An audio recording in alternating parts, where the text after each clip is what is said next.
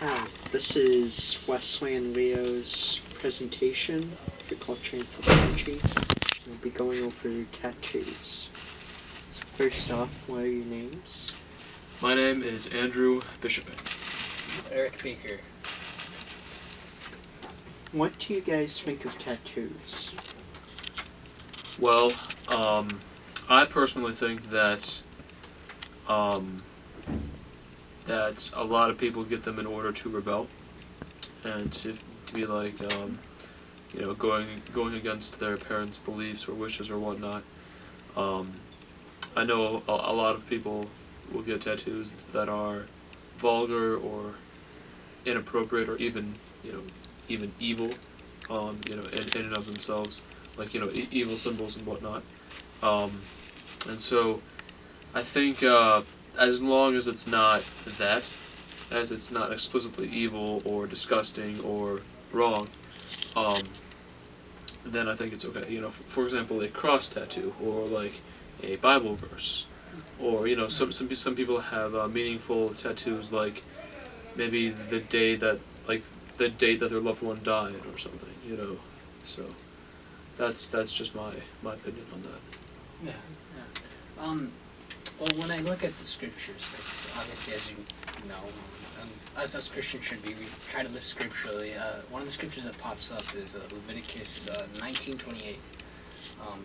But it's an interesting verse when you look at it, because it puts tattoo or bodily marks, which included tattoos, next to cutting of the flesh for the dead. And it's in a section where there's a bunch of statements, I am the Lord statements, which were very culturally involved, such as do not prostitute, keep the Sabbath holy, do not seek familiar spirits or witches. When I look at the verse, I'm brought back to what Paul said, which is nothing is evil other than in how we regard it. I think tattoos are fine, as long as it's godly, If the tattoo is reflecting a pagan culture or is acting against God, as Andrew said, in rebellion, the tattoo is obviously sin for that person. But if the tattoo is not causing a brother to stumble, or it's not causing you to rebel against God in any way, and it's actually aiding you in your testimony to Christ, then the tattoo is not sin anymore. In fact, there are times where I think tattoos can actually be the opposite of sin, such as a cross tattoo. Can something that points others to Christ ever be sin? I don't think so. We're set free from the law, not from the principles of the law, but from the law itself in literal form, and I think that's where this issue comes down. As a pastor, you might want to avoid a cross because it can cause other people to stumble. I mean, not a cross, I'm sorry, a tattoo. But I don't think tattoos are sin, no.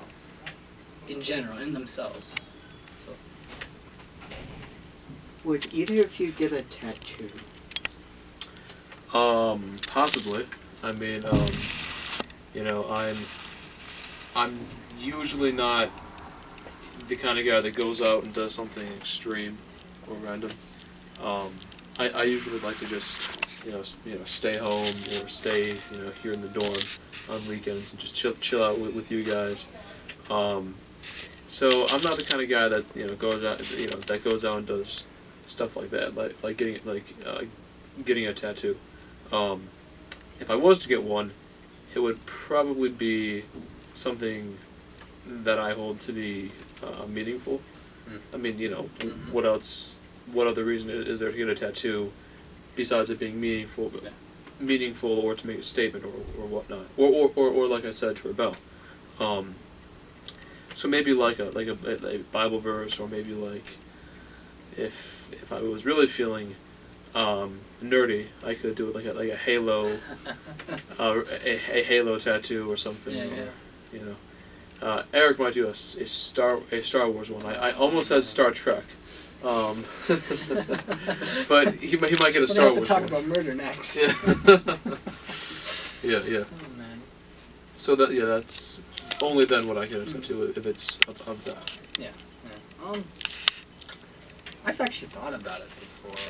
I think if they were more temporary, I would definitely get a tattoo. But only because I'm thinking about pastoring or being in some kind of spiritual leadership, I don't think I will.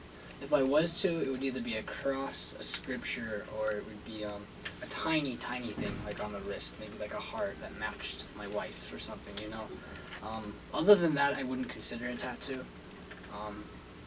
Just because when it comes to spiritual leadership and teaching, you've got to restrict yourselves in your freedoms with Christ, just so that the flock that you're shepherding doesn't stumble. So I don't think I will. However, if I wasn't going into spiritual leadership, it's something I would seriously consider.